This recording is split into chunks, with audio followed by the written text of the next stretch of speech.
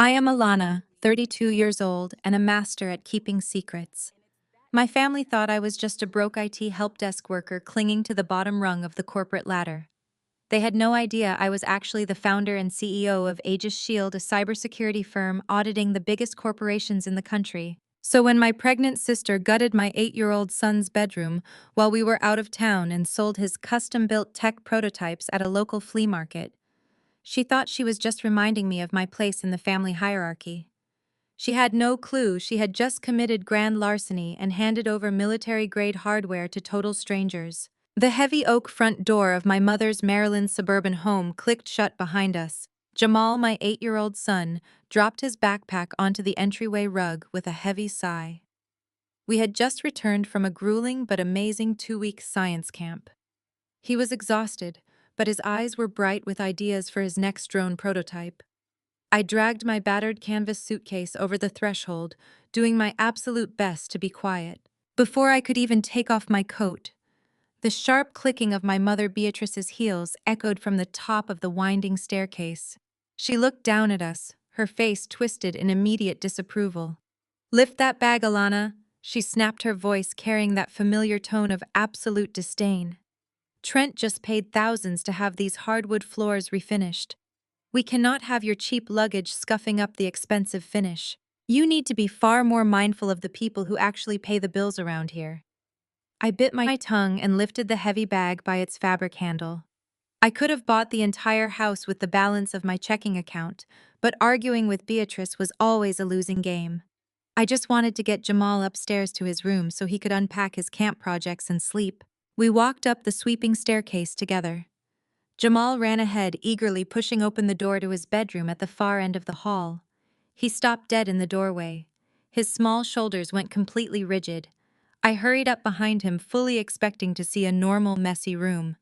Instead, I saw a completely different space entirely. The walls, which had been covered in his vintage comic book collection, were now painted a soft pastel pink. The heavy oak desk where he built his circuit boards was entirely gone. The custom dual-monitor computer rig I had privately sourced for him was missing. His plastic bins of drone parts, his expensive soldering station, his entire life had been erased without a trace. In the center of the room sat a massive, pristine white crib, surrounded by expensive plush white rugs and high-end baby monitors. "Where are my things?" Jamal whispered, his voice trembling with fear. The door to the master bathroom clicked open. My younger sister Sasha stepped out wearing a silk designer robe and rubbing her pregnant belly with an exaggerated look of extreme satisfaction.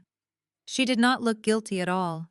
She looked incredibly triumphant. "Oh, you are back early," Sasha said, leaning casually against the doorframe. "I took the room. I figured since you barely pay rent anyway, you would not mind downsizing a bit."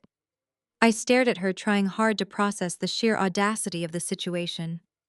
"Where are my son's belongings, Sasha?" I asked, keeping my voice dangerously level. She rolled her eyes and let out a short, mocking laugh. "I did you a massive favor, honestly. I packed up all that electronic junk and sold it at the Sunday flea market down the street. I even got a really good price for it, too. I made a cool $500 from some random guy looking for spare parts. You should be thanking me for cleaning up that massive fire hazard." Jamal let out a choked sob and buried his face in my coat, clutching the dark fabric with tight fists. My mother Beatrice walked up behind Sasha, resting a highly supportive hand on her pregnant daughter's shoulder. "Stop looking at your sister like that," Alana Beatrice scolded, crossing her arms tightly. "Sasha is bringing a beautiful new life into this family. It is only fair she gets the bigger space. You and Jamal can move your things down to the unfinished basement. It has plenty of room for whatever it is you do on those boring computers all day long. Trent is the one carrying the massive financial weight of this entire household." Beatrice continued, her voice rising with righteous indignation. "Your sister's husband is a senior finance director, providing for all of us, while you sit at a sad help desk making minimum wage. Take the $500 Sasha got for that trash and buy your son some new clothes. He looks like a dirty street urchin." Sasha smirked and pulled 5 crumpled $100 bills from her silk robe pocket, tossing them onto the hardwood floor directly at my feet. "Consider it your moving out fund," she sneered coldly. I looked at the cash on the floor. I looked at my mother fiercely shielding her golden child. I looked at my son crying softly into my side. I did not scream at them. I did not throw a punch. I did not beg them to understand my pain. I calmly bent down, picked up the $500, and put it safely in my pocket. "Come on, Jamal," I said softly, picking up his heavy backpack. "We are going downstairs right now." I led him away from their smug faces and down the narrow wooden stairs into the damp concrete basement. I set Jamal on a folding chair and immediately pulled a matte black encrypted laptop from my bag. Sasha thought she had sold a pile of worthless junk. She had no idea the custom motherboard she handed over contained military-grade tracking chips. I opened a terminal window and watched the bright green GPS coordinates light up on my dark screen. The total asset value of those stolen prototypes was exactly $85,000. My sister had just committed pure, undeniable grand larceny, and I was now going to completely prove it. I watched my pregnant sister proudly wave 5 crumpled $100 bills in my face, bragging about how she just sold my 8-year-old son's entire room full of junk at a local flea market. What she did not know was that the junk she sold was prototype technology equipped with GPS trackers worth exactly $85,000, and she had just committed grand larceny. My name is Alana. I am 32 years old, and my family thinks I am just a broke help desk worker barely scraping by. They have no idea. I am actually the founder and chief executive officer of a top-tier cybersecurity firm auditing the biggest corporations in the country.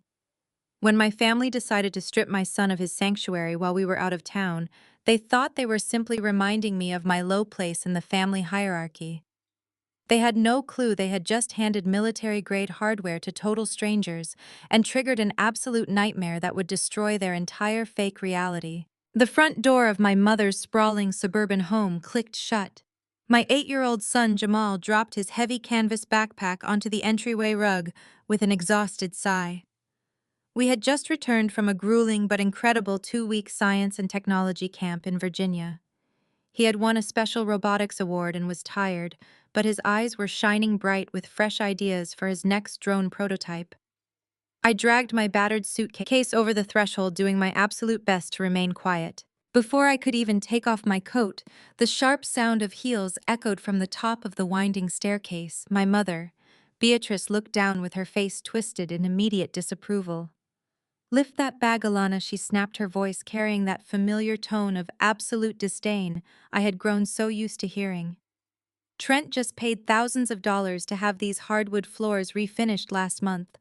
We cannot have your cheap luggage scuffing up the expensive finish. You need to be more mindful of the people who pay the bills here."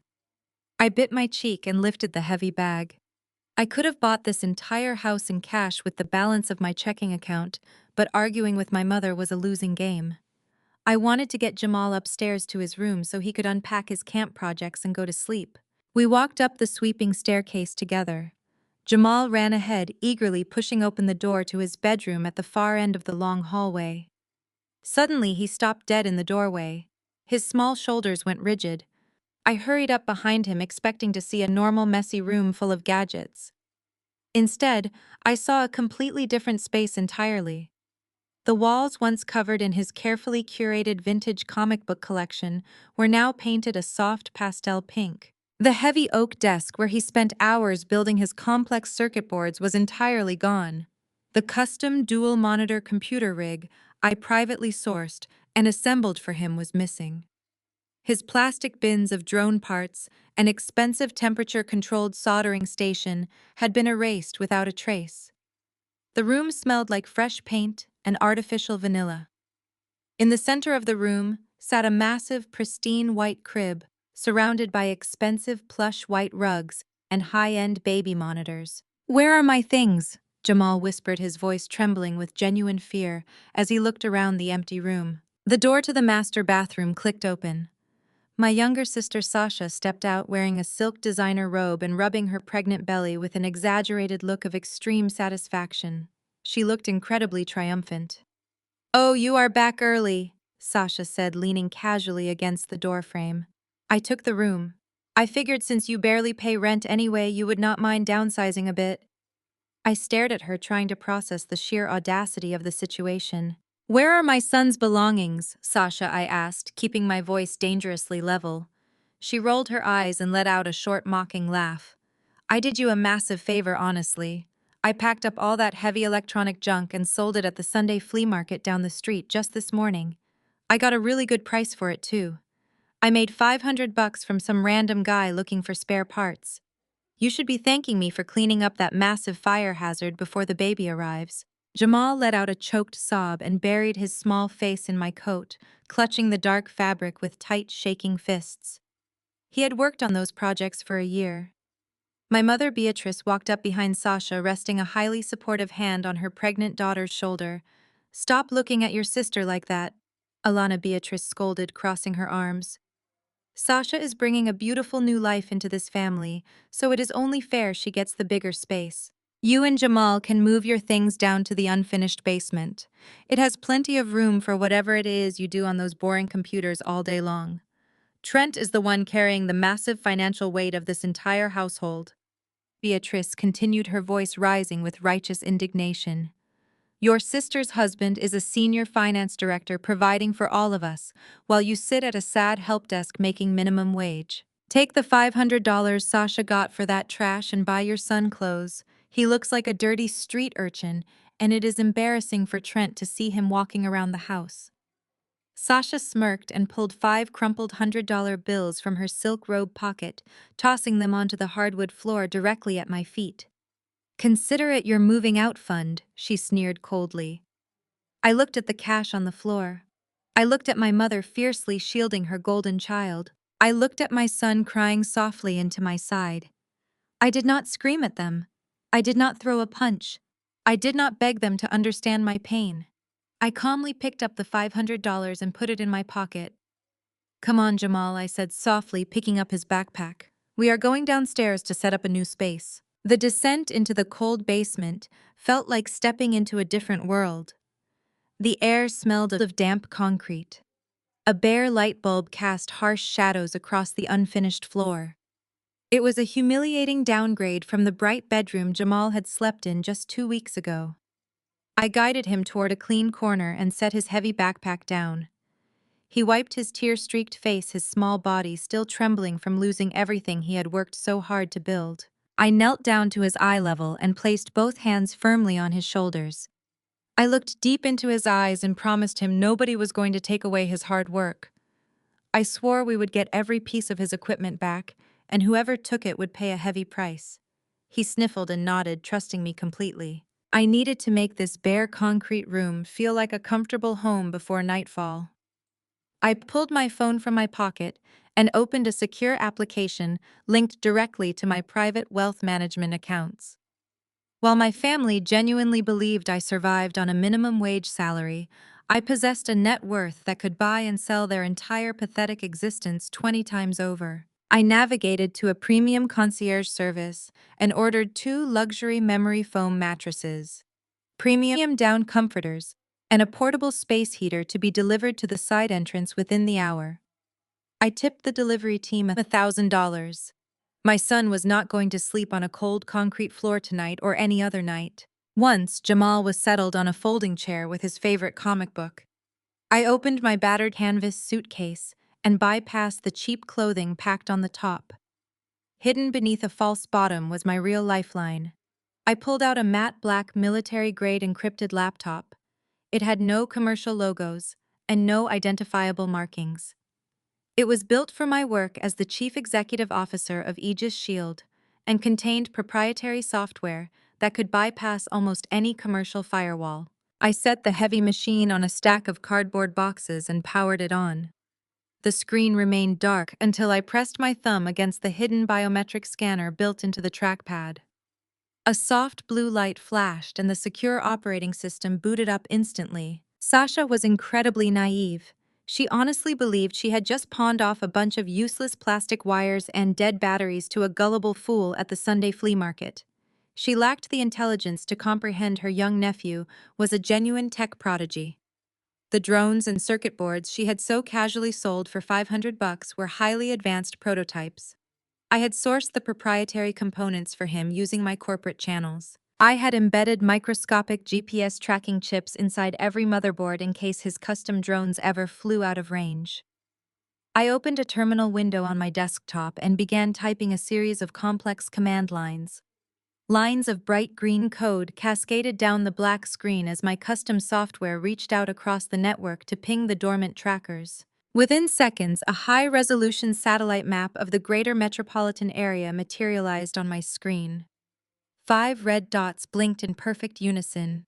I zoomed in on the coordinates, watching the street names sharpen into focus. The stolen hardware was not sitting in some random buyer's residential garage. The signal broadcasted directly from an industrial warehouse deep in the gray market tech district of Baltimore. It was a well-known hub for illegal electronics resellers who stripped stolen hardware for valuable components. I pulled up a secondary window and ran a rapid inventory assessment of the stolen items based on their unique serial numbers. The dual monitor rig, the custom drones, the proprietary processing chips, all added up line by line. The final number blinked on my screen in bold green text: $85,000. A cold smile spread across my face as I watched the final calculations process on the screen. Sasha had not just stolen harmless children's toys. By crossing the state line with property valued over the felony threshold, she had committed federal grand larceny. She faced serious prison time and was completely oblivious while rubbing her pregnant belly upstairs. I took a screenshot of the coordinates and saved the inventory log to a cloud server. The trap was already setting itself, and I did not even have to lift a finger yet. The silence of the damp basement was broken by the vibration of my secure corporate phone. It was a direct line only my executive team possessed. I answered immediately, recognizing the scrambled caller identification. It was Marcus, my chief operating officer at Aegis Shield. His voice was brisk and strictly professional. "Alana," he began, "we just finalized signatures on the new enterprise contract. It is a $2 million agreement for a comprehensive top-to-bottom cybersecurity audit. They want us to start the data sweep immediately to identify any internal network vulnerabilities before their quarterly earnings report." I asked him for the exact name of the corporate client. When Marcus spoke the name, adrenaline rushed through my veins. The client was Vanguard Financial. It was the exact same elite wealth management firm where my arrogant brother-in-law, Trent, worked as a senior finance director. The man who supposedly carried the financial weight of my mother's household. The same man who looked at me like I was garbage and openly mocked my fake helpdesk job. I instructed Marcus to grant me direct administrative access to the Vanguard network servers. I wanted to personally oversee the preliminary sweep of their executive financial records. Marcus agreed without hesitation and ended the call. I sat back in the dim basement light, letting the sheer poetry of the situation wash over me. Trent strutted around this house acting like a self-made king because he wore tailored suits and threw around corporate buzzwords. Now I held the absolute master keys to his entire professional existence and his reputation. I could see every transaction, every email, every hidden account he possessed. Before I could type my administrative credentials into the Vanguard portal, my personal cell phone chimed. I pulled it out and saw a new text message from my mother, Beatrice. The message was short and dripping with unearned authority. "Family meeting in the dining room in 10 minutes. Trent has an official announcement regarding your living situation. Do not be late and do not bring the boy up here to make a mess." I stared directly at the glowing screen, reading the short text message twice over. They really thought they held all the power in this dynamic. They truly believed I was just a helpless single mother, trapped in their basement waiting to be told what to do.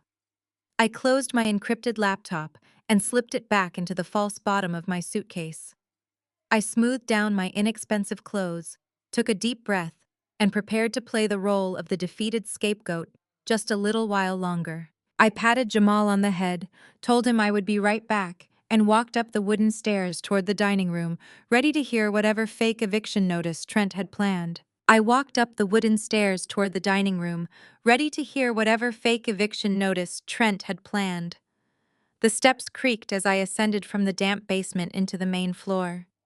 The dining room was meant to be a place for family gatherings. But tonight, it felt like a courtroom where the verdict had already been decided. I stepped through the arched doorway and noticed the seating arrangement. Trent was sitting comfortably in the mahogany armchair at the head of the long table. That was my late father's designated seat. Nobody had dared to sit there since his passing, but Trent leaned back like a conquering king claiming a stolen throne. He wore a tailored navy blue suit that probably cost more than my supposed help desk salary, not bothering to change after returning from his job at Vanguard Financial. My mother Beatrice sat to his immediate right, sipping red wine from a crystal glass, looking at him with utter adoration. On his left, my pregnant sister Sasha was busy examining her freshly manicured nails, barely bothering to glance up when I entered the room. "Stand there," Alana Trent commanded, pointing a manicured finger toward the edge of the oriental rug. "You do not need to sit down for this because it will not take very long." I stood exactly where he pointed, keeping my posture slightly slouched to maintain the illusion of a defeated single mother. "What is this about Trent?" I asked, injecting just enough nervous hesitation into my voice to feed his massive ego. He smiled a sharp, predatory grin that did not reach his cold eyes. He reached into his leather briefcase resting on the table and pulled out a thick stack of legal papers bound by a heavy black clip. He tossed the stack across the polished mahogany table. The heavy documents slid smoothly across the wood and stopped right at the edge near my feet. "Pick it up," Trent ordered, leaning his elbows on the table. "Those are formal legal declarations. As of this morning, I have officially purchased 60% equity in this entire property. Your mother needed a secure retirement fund, and since I am the only one in this family with actual financial literacy and significant capital, I stepped up to do the right thing. I am now the majority owner of this house." Beatrice nodded vigorously, taking another sip of her wine. "Trent is a blessing to this family, Alana. He is making sure I am taken care of since my eldest daughter clearly cannot provide anything but extra utility bills." Trent held up a hand to stop my mother from speaking further. He wanted this entire moment to belong to him. "Since I now own the majority share, I am making some immediate renovations to protect my investment." Trent continued, his voice dripping with absolute authority. "Sasha and I have decided the basement is completely wasted space. We are bringing in contractors next month to tear up that damp concrete and build a custom climate-controlled wine cellar and a private tasting room for my executive clients. Therefore, I am giving you a formal 30-day notice to vacate the premises. You and your son need to pack whatever trash you have left and be entirely off my property by the first of the month." Sasha finally looked up from her nails and let out a sharp, cruel laugh that echoed off the high ceilings. "You better start looking for a nice, low-income apartment right now, Alana," she sneered, shifting her weight in her chair. "Maybe you can find a cheap studio in a bad neighborhood that takes government vouchers. I mean, it is not like you have any savings. Do not think Trent is going to bail you out again like he did last year when you came crying to us for medical money." Her words referenced a highly specific incident from 14 months ago. I had approached the family claiming I desperately needed a $2,000 loan to cover emergency medical bills for Jamal. Trent had made me sign a humiliating promissory note and lectured me for 2 hours about personal responsibility before handing over the cash. What Sasha and Trent did not know was that the medical emergency was completely fabricated.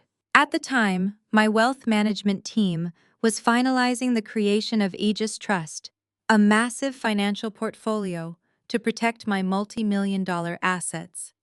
My lawyers had advised me to sever financial ties with my toxic family, but I wanted to test them one last time to see if they possessed any genuine empathy. I paid Trent back 3 weeks later with $6,000, claiming I had received a magical workplace bonus. But the cruelty they showed me during that fake crisis had severed my emotional attachment to them permanently. They still used that $2,000 as a weapon to mock my supposed poverty, completely oblivious to the fact that I had returned triple the amount. "I am really trying to help you build some character here," Alana Trent added, adjusting his expensive silk tie. "You have been coasting through life living under your mother's roof and bringing zero value to this family name. It is time you faced the real world. Now pick up the eviction notice and sign the acknowledgement of receipt on the last page."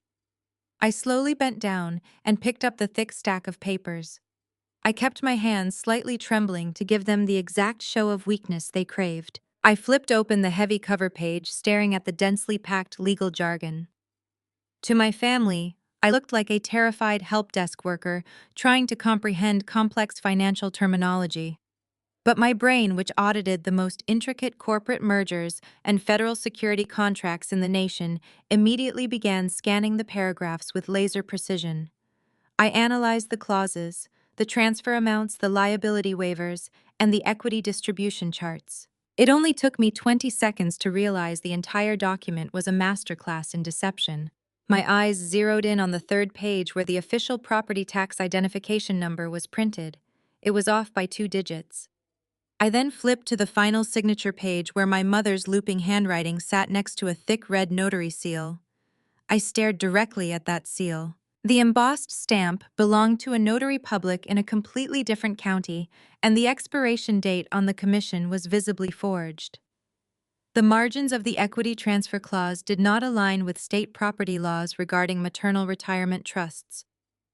My heart began to pound a steady rhythmic beat against my ribs as the undeniable truth materialized before my eyes. Trent had not purchased 60% equity in this house. He had not transferred a single legitimate dollar into my mother's retirement accounts.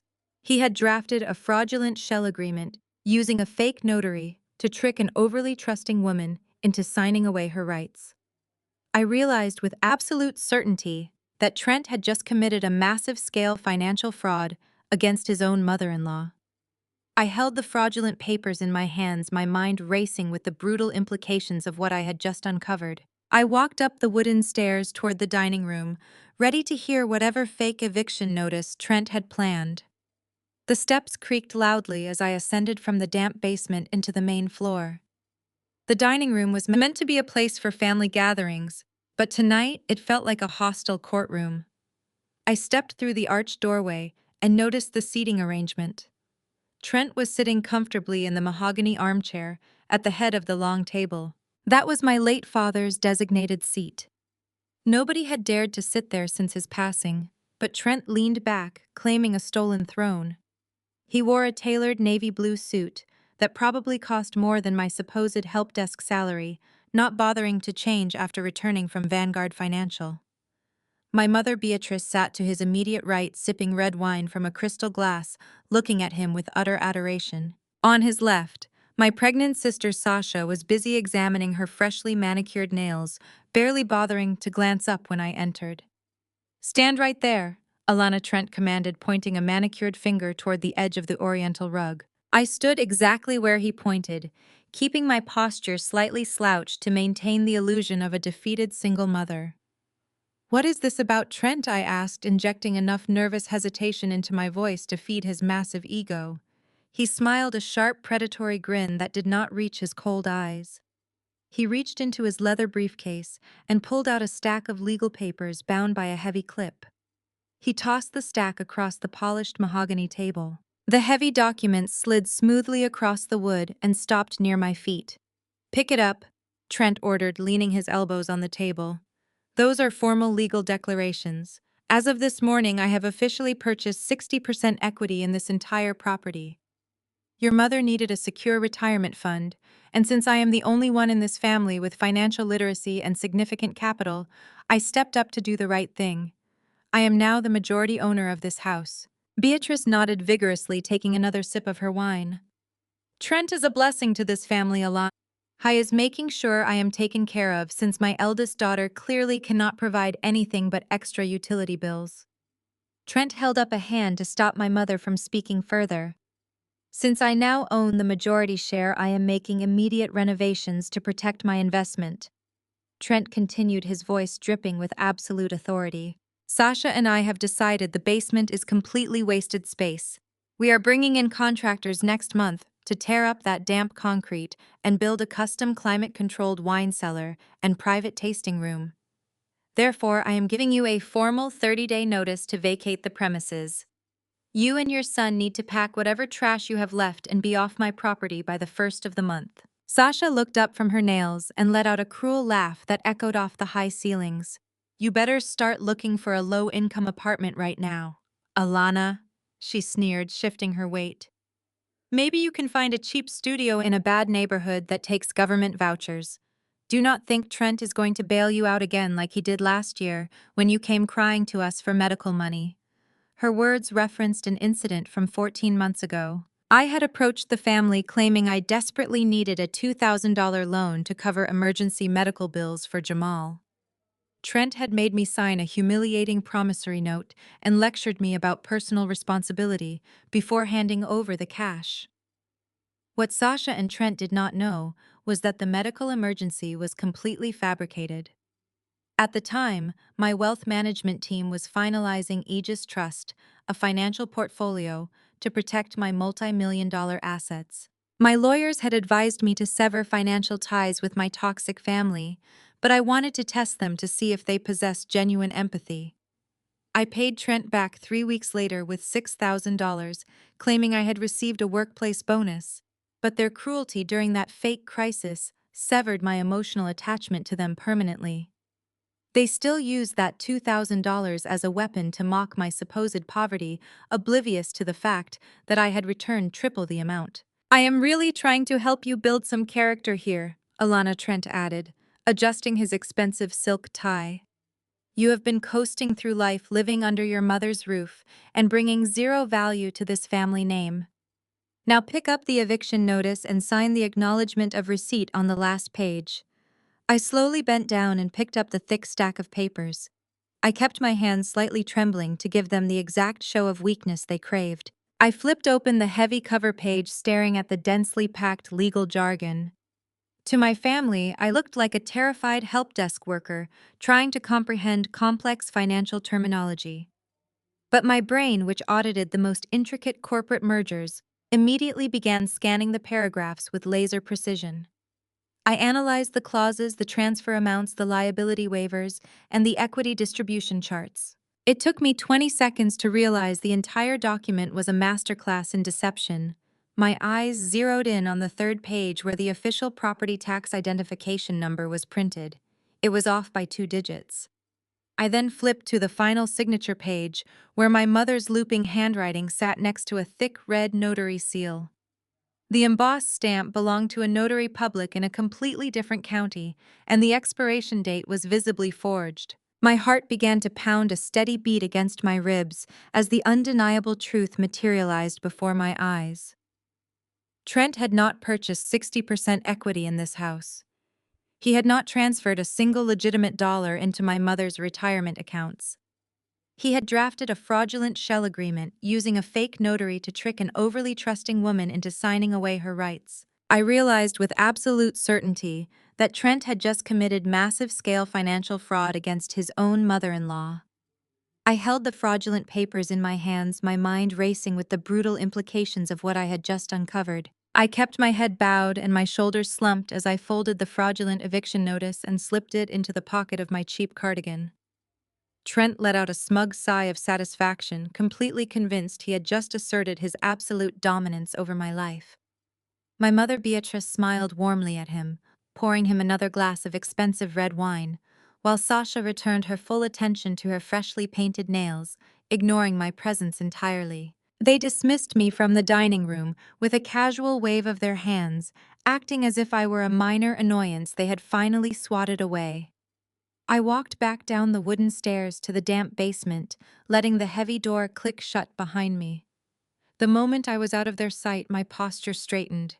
The facade of the broken, helpless single mother melted away instantly. Jamal was already fast asleep on the luxury memory foam mattress I had ordered earlier, his small chest rising and falling in a peaceful rhythm. I pulled my folding chair up to the stack of cardboard boxes and opened my encrypted matte black laptop. The biometric scanner flashed blue, recognizing my thumbprint and granting me access to the proprietary systems of Aegis Shield. I had a $2 million cybersecurity audit to conduct for Vanguard Financial, and the primary target of my investigation was sitting right upstairs sipping wine. My chief operating officer, Marcus, had already established the secure backdoor into the Vanguard network architecture. I bypassed their preliminary firewalls with effortless precision, slipping past their commercial-grade security protocols like a ghost. Vanguard had hired my company because they suspected an internal data leak ahead of their quarterly earnings report. They thought they were dealing with a sophisticated external hacking syndicate trying to compromise their wealthy client portfolios. I opened the main server directory and began running a deep diagnostic sweep across their executive financial records. Rows of green code reflected in my eyes as the diagnostic software combed through thousands of encrypted data packets, searching for hidden anomalies. I instructed the system to look for irregular patterns in their offshore routing protocols, focusing specifically on unauthorized wire transfers, masked as vendor payments. It took less than 15 minutes for the first red flag to appear on my screen. Someone inside the company had been establishing phantom vendor accounts and funneling corporate funds into a series of untraceable shell companies based in the Cayman Islands. The sophistication of the concealment was impressive for an amateur, but it was child's play compared to the security algorithms I built on a daily basis. I leaned closer to the screen, my fingers flying across the quiet keyboard as I isolated the malicious code. The embezzler had been clever using a decentralized virtual private network to mask their digital footprint. But they were dealing with a cybersecurity system I had personally designed for the Department of Defense. I deployed a specialized tracing algorithm that stripped away the virtual private network layers one by one, revealing the true origin of the breach. The digital fingerprints slowly began to resolve on my monitor, pointing directly to a specific internal Internet Protocol address within the Vanguard corporate headquarters. I ran a rapid cross-reference on the corporate directory to identify the exact terminal responsible for the fraudulent wire transfers. The screen blinked twice before displaying the employee profile associated with the compromised terminal. It was a senior finance director named Trent. My arrogant brother-in-law had not just been making careless accounting errors. He was actively and deliberately bleeding his own employer dry. I pulled up the transaction logs associated with Trent's specific executive credentials. The sheer volume of the theft was staggering to behold. He had been slicing funds from dormant client accounts and redirecting them to his offshore shell companies for over 2 years, using his high-level security clearance to override the internal warning flags. I opened a secondary window on my desktop and initiated a covert inquiry into Trent's personal banking records. Since Aegis Shield possessed full legal authorization to investigate any financial irregularities related to the Vanguard breach, I had complete legal clearance to examine his private accounts. I started matching the dates of the fraudulent corporate wire transfers with the timeline of my sister's increasingly extravagant lifestyle choices. The pieces of the puzzle clicked together with devastating clarity. On the 14th of March, Trent authorized a fraudulent transfer of $80,000 from a Vanguard holding account. 2 days later, Sasha purchased her brand new fully loaded Mercedes sports utility vehicle in cash. In early September, Trent funneled another $40,000 into a shell company. The very next week, Sasha booked a lavish vacation to St. Bart's and bought an entire wardrobe of designer maternity wear, boasting on social media about her husband's incredible financial success. Their entire wealthy existence, the luxury cars, the designer clothes, the expensive dinners. It was all an absolute illusion, built entirely on stolen corporate money. They looked down on me for earning an honest living while they were funding their superiority complex with stolen cash. I sat in the cold basement staring at the undeniable evidence illuminating my screen. Trent loved to parade around this house acting like he was a financial genius who carried the weight of the family on his broad shoulders. My mother worshipped the ground he walked on because she believed he represented the pinnacle of white-collar success. Sasha looked down on me because she thought she had married a wealthy corporate king who could provide her with an endless stream of luxury goods. They were all living a massive lie and participating in a criminal enterprise without even realizing the gravity of their actions. I initiated a final calculation command, instructing my software to tally the exact amount of money Trent had embezzled from his employer over the past 24 months. The numbers cycled rapidly on the black screen, adding up the dozens of hidden wire transfers before locking into place. $1,500,000. Trent had not just stolen Beatrice's pension to build a wine cellar. He had embezzled $1.5 million from a major financial institution to fund his and Sasha's fake upper-class lifestyle. He was a corporate criminal facing a minimum of 20 years in federal prison. I saved the entire audit trail to an encrypted external drive. I had the power to destroy his entire life with a single phone call, but I was not going to give him the mercy of a quick, quiet arrest. I was going to let him build his house of cards just a little bit higher. I carefully unplugged the encrypted external drive from my laptop and slipped it into my canvas tote bag. The faint sounds of my family moving around upstairs echoed through the thin basement ceiling.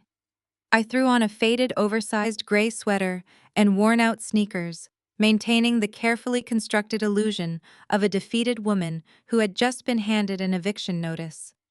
I walked up the wooden stairs and slipped out the side door into the crisp morning air without saying a word to anyone. I kept my head down as I walked down the manicured suburban sidewalk, blending in. Exactly 2 blocks away from my mother's house, a sleek black town car sat idling near the intersection. The driver stepped out immediately and opened the rear door for me. I slid into the plush leather interior and let out a long, deep breath. The tinted windows instantly separated me from the fake suburban reality I had just left behind. "Take me to the district office," I told the driver, pulling my encrypted corporate phone from my bag. The smooth ride into Washington took 45 minutes.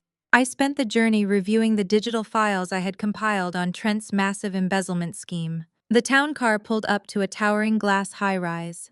I bypassed the main reception desk and swiped my secure access card at the private executive elevator. The doors opened on the top floor, revealing the sprawling mahogany and glass offices of my personal wealth management team. My lead attorney, Jonathan, was waiting for me in the main conference room with a stack of manila folders spread across the polished table.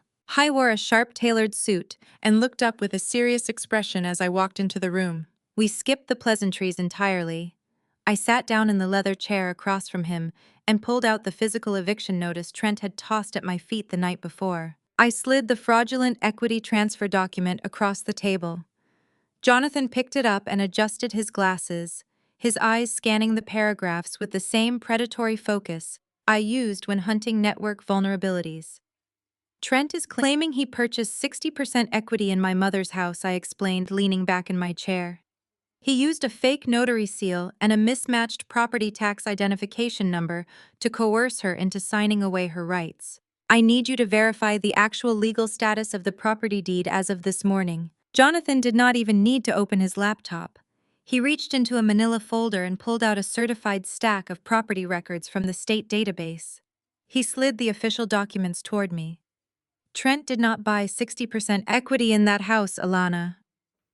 Jonathan said, his voice completely flat.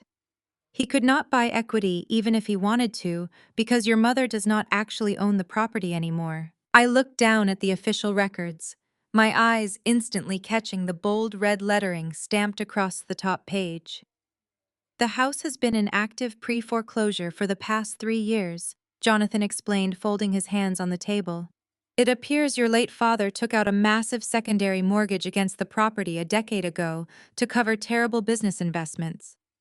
He hid the debt from your mother, and when he passed away, the bank inherited the massive deficit. Your mother has either been ignoring the warning notices, or Trent has been deliberately intercepting the mail to keep her in the dark." I stared at the foreclosure notice, absorbing the sheer magnitude of the deception.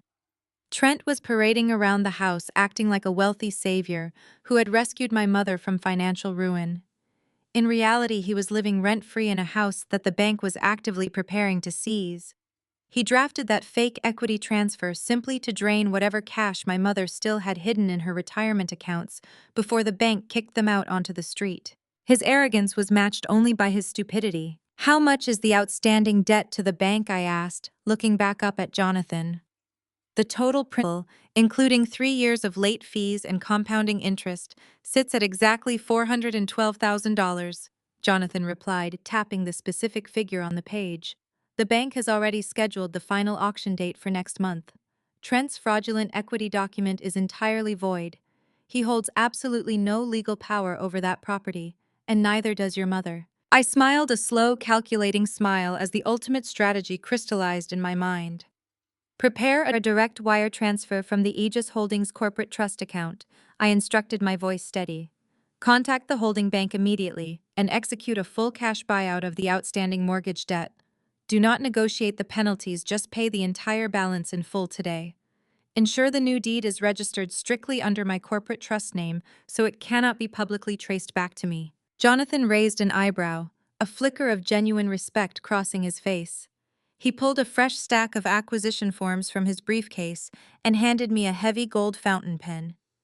You understand what this means, Alana? He asked, sliding the signature pages toward me. Once this wire transfer clears the bank, you will own the property outright. I took the pen and smoothly signed my name across the designated lines, executing the massive transaction without a single second of hesitation. I pressed the pen firmly onto the paper, sealing the fate of the people who thought they could throw me and my son onto the street. I understand exactly what this means, Jonathan, I replied, sliding the signed documents back across the table. It means my arrogant brother-in-law and my delusional mother are currently living in my house. They think they hold all the cards, but they are officially my tenants now. I stood up, smoothing out my faded gray sweater with a renewed sense of absolute power. I thanked Jonathan for his swift work and walked back toward the private elevator. Trent had given me 30 days to pack my bags and vacate the basement. He had no idea I had just bought the entire property out from under him, and the real eviction was going to be entirely mine to deliver. I returned to the house later that afternoon, parking my car a full block away to maintain my carefully constructed facade. The heavy wooden front door opened to the sound of classical music and the clinking of crystal glasses. I walked into the main living room and found Sasha and my mother Beatrice surrounded by expensive fabric swatches and elaborate floral arrangements.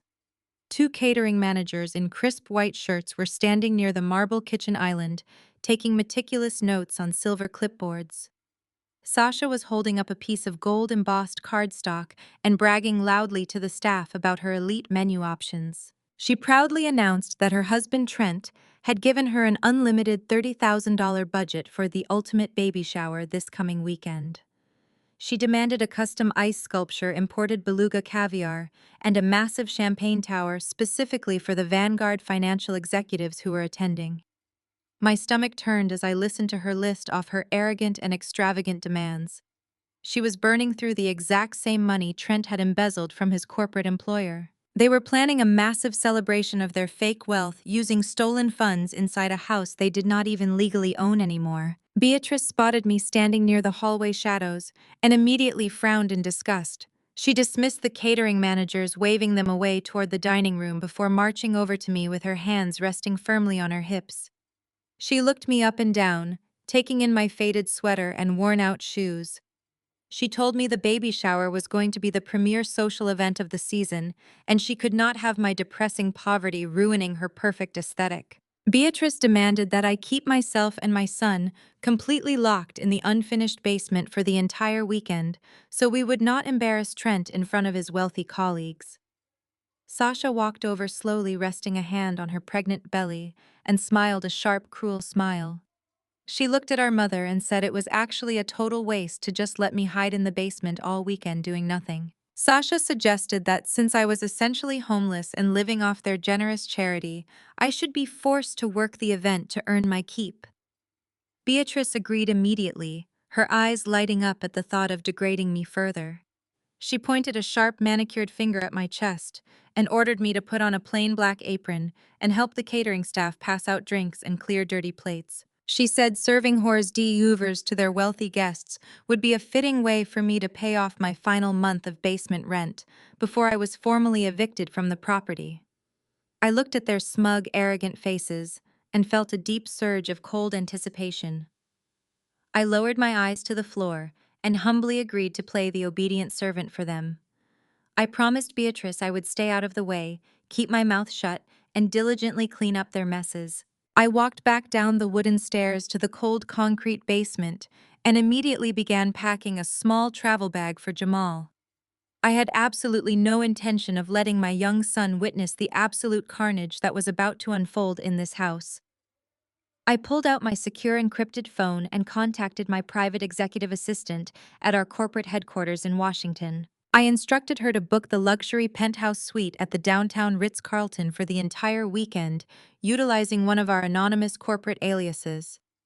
I then arranged for Jamal's favorite professional nanny to pick him up directly from his school on Friday afternoon and take him straight to the luxury hotel. I authorized an absolutely unlimited budget for premium room service, new video games, and private guided museum tours across the city. Jamal simply thought he was going on a fun surprise weekend trip with his favorite babysitter. He hugged me tightly around the waist before he left, completely unaware that his mother was about to systematically destroy the people who had stolen his life work and reduced him to tears. Once Jamal was safely checked into the luxury suite and completely removed from the impending blast radius, I was finally alone in the damp basement. I set up my temporary workstation on the stack of cardboard boxes and pulled my matte black laptop from its hiding place. The time for passive observation was officially over. Trent and Sasha had planned a $30,000 party to celebrate their stolen wealth and their fake status, and I was going to provide the ultimate entertainment for their elite corporate guests. I booted up my custom operating system and opened a heavily routed secure communication channel. I utilized a decentralized server network that bounced my internet protocol address across 12 different international locations before finally connecting directly to the regional law enforcement database. I drafted a highly detailed anonymous tip directed to the local police precinct and the regional office of the Federal Bureau of Investigation. I typed out the exact industrial warehouse address in Baltimore where the stolen hardware was currently sitting based on the GPS tracking chips. I included the precise serial numbers and technical specifications of the proprietary technology Sasha had sold. I explicitly stated that the stolen circuit boards contained highly classified source codes actively contracted by the Department of Defense and were currently being held by a notorious gray market tech reseller. I attached the encrypted coordinate logs I had extracted earlier and linked the initial point of sale directly back to Sasha's identity using the flea market vendor transaction data. I read through the encrypted message one final time, ensuring every technical detail was flawless and legally binding. I pressed the enter key and watched the data packet vanish into the secure network. The federal authorities now had everything they needed to execute a massive tactical raid. I closed my laptop and picked up the plain black catering apron my mother had tossed at me earlier. I tied the strings tightly around my waist and smiled in the dim basement light. The trap was fully set, and the golden child was about to host the most unforgettable party of her entire life. The clinking of crystal champagne flutes and the suffocating scent of imported white lilies filled the expansive living room. The house had been completely transformed overnight into a nauseating display of stolen wealth. Massive balloon arches in shades of pale pink and gold framed the main entryway, while a towering custom ice sculpture of a stork slowly melted onto a silver pedestal in the center of the dining room. I navigated through the dense crowd of wealthy socialites and arrogant corporate executives wearing the suffocating plain black catering apron my mother had forced upon me.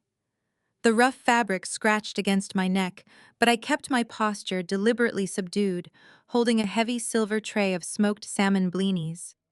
I blended into the background, perfectly playing the role of the invisible servant, while the people who had robbed my son blind celebrated their fake prosperity. Sasha was holding court near the fireplace, perched on a velvet throne chair. She wore a custom silk maternity gown that cost more than most people made in a month, accepting lavish gifts from the wives of elite finance directors. Beatrice hovered constantly at her side, beaming with manufactured pride as she name-dropped country clubs and exclusive vacation resorts to anyone who would listen. They were putting on the ultimate performance of high society excellence. Trent's family had flown in for the occasion, and their presence only amplified the toxic atmosphere of the room. I walked past his mother, who was aggressively inspecting the floral centerpieces and loudly complaining to a caterer about the quality of the hors d'oeuvres. She snatched a blini from my tray without making eye contact, treating me exactly like the hired help. I kept my face entirely blank, moving smoothly through the sea of custom-tailored suits and designer dresses. I approached a large circle of men gathered near the floor-to-ceiling windows overlooking the backyard. They were all senior executives and portfolio managers from Vanguard Financial, laughing loudly and swirling expensive bourbon in crystal tumblers. Trent stood in the very center of the group, soaking up their attention like a sponge. He wore a custom gray suit and a smug expression, gesturing broadly as he bragged about his supposed real estate investments and his massive quarterly projections. I kept my head down, intending to slip past them to serve the guests near the patio doors, but Trent spotted me.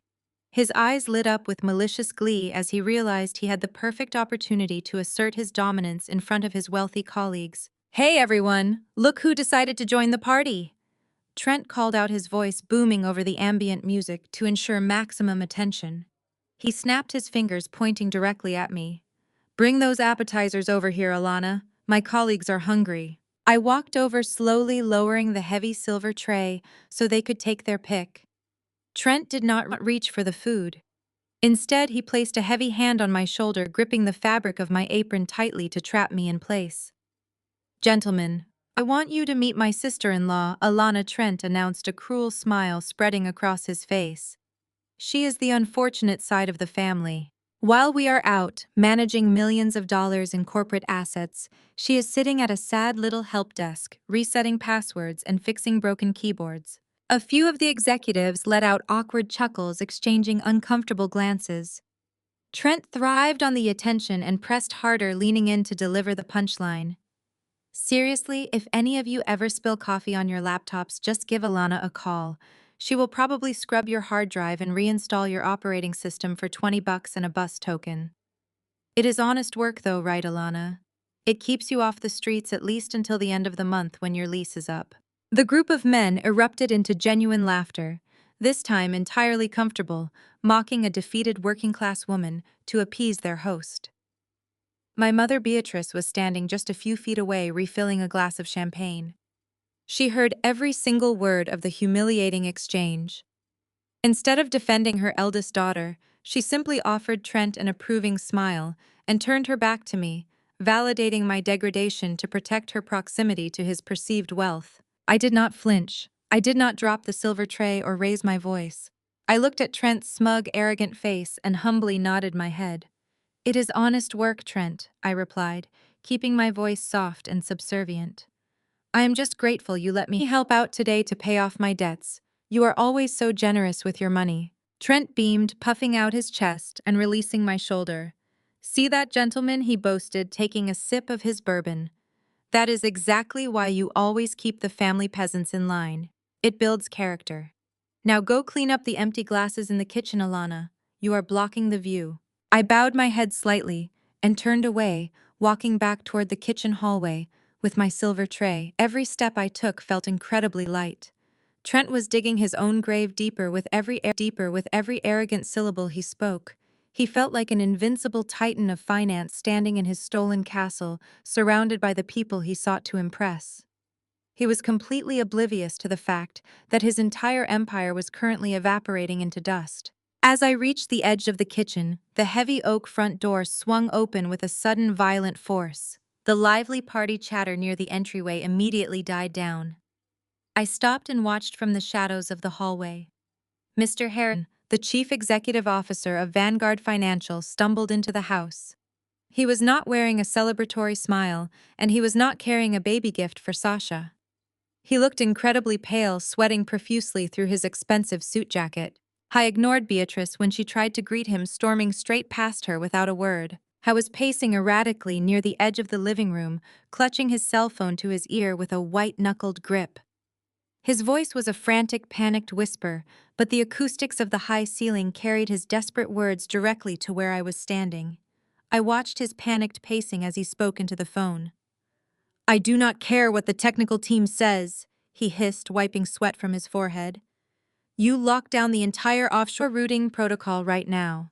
We have a massive data breach. The feds are going to be knocking on our door by Monday morning if we do not find out where that $1.5 million disappeared to." I leaned back against the cool wall of the hallway and allowed a genuine smile to finally cross my face.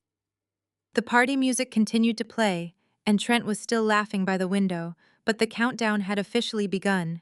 The architect of their destruction was standing right in their kitchen, wearing a plain black apron waiting to serve the main course. Mr. Harrison shoved his mobile phone into his expensive jacket pocket with brutal force.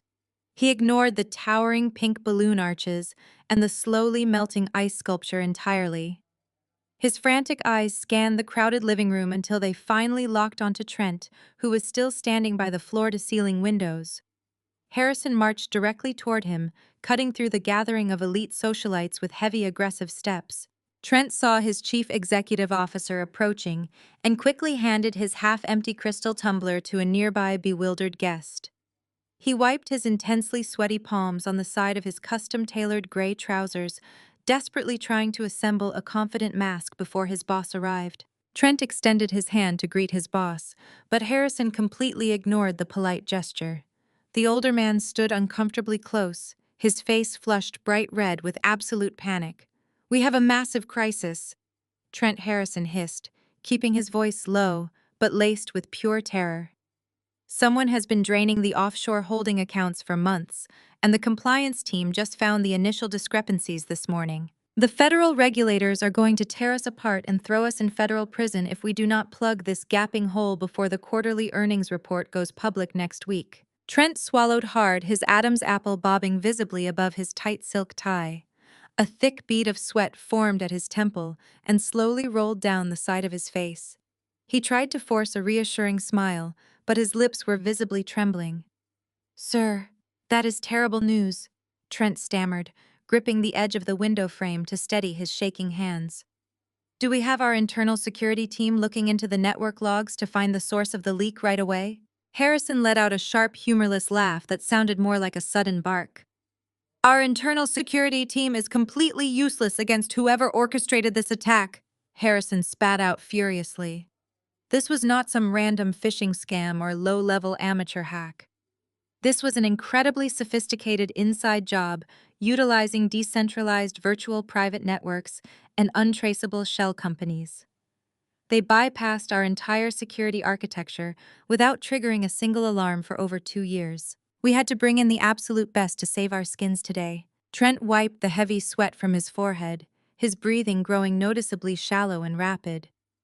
"Who did we bring in, sir?" he asked, his voice cracking slightly as he shifted his weight. "We retained Aegis Shield," Harrison answered, running a shaky hand through his thinning hair. It cost the firm an upfront retainer of $2 million just to get their audit team on the phone.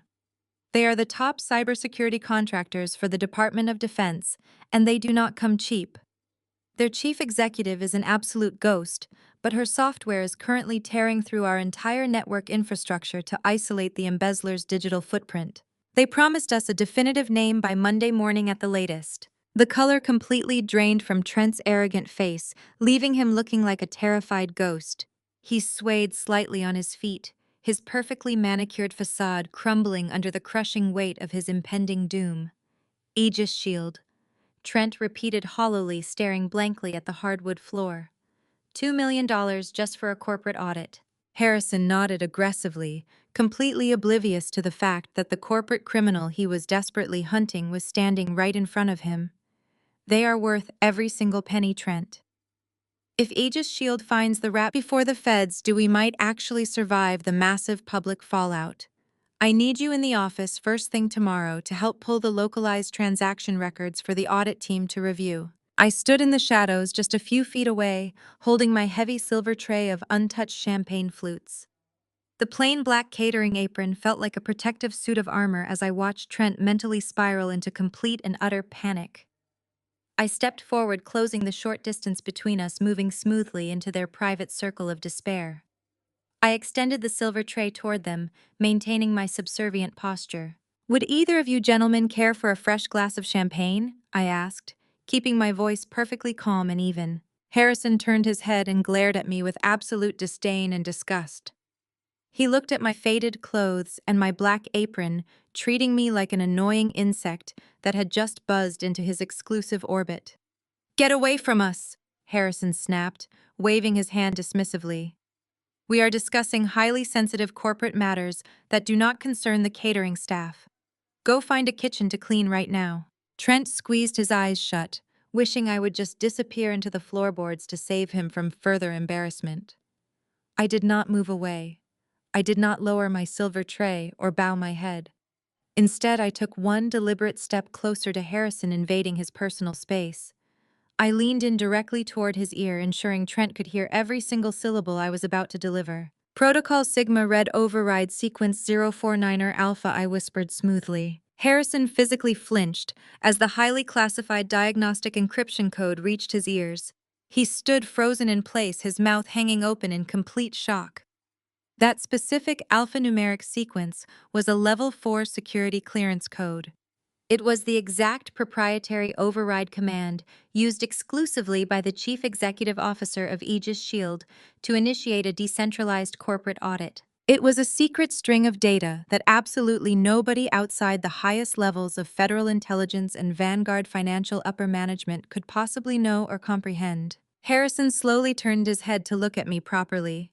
The disdain in his eyes vanished instantly, replaced by sheer, unadulterated bewilderment. He stared at my plain black catering apron and my worn-out shoes, trying to comprehend how a lowly servant possessed his $2 million corporate salvation code. "Who are you?" Harrison breathed out, his voice barely a whisper as he stared into my calm, steady eyes. Before I could introduce myself properly and deliver the final crushing blow to Trent's stolen empire, a piercing shriek shattered the tense atmosphere. The horrifying sound echoed from the direction of the kitchen, completely silencing the entire house full of wealthy guests. It was Sasha screaming. The deafening shriek from the kitchen cut through the tense silence between Mr. Harrison and myself like a physical blade. Harrison jumped, dropping his previous train of thought entirely as he spun around to face the hallway. Trent practically tripped over his own expensive leather shoes, his face losing whatever tiny fraction of color it had left. The smooth jazz music playing through the hidden ceiling speakers suddenly felt absurdly out of place as the lively chatter of the wealthy Vanguard executives and high society socialites completely died down. A collective murmur of confusion swept through the expansive living room. I did not rush or panic. I maintained my perfectly neutral posture, holding my silver tray as I stepped back into the shadows, allowing the terrified men to rush toward the source of the scream. I followed them at a slow, deliberate pace, savoring every single second of the impending destruction. I stepped through the arched doorway into the massive gourmet kitchen. The scene before me was a perfect portrait of collapsing arrogance. Sasha stood frozen near the center of the white marble island. A shattered crystal glass lay at her feet, its pale pink mocktail pooling rapidly across the pristine imported floor tiles and splashing onto her designer maternity shoes. She was not paying attention to the mess. Her hands were shaking violently as she held her custom gold-plated smartphone out in front of her, trembling body. She had the device on speakerphone, and the volume was turned all the way up. The voice coming through the small speaker was raw, frantic, and completely hysterical. It was the gray market tech buyer from the Baltimore flea market, and he was screaming so loudly his voice distorted and cracked.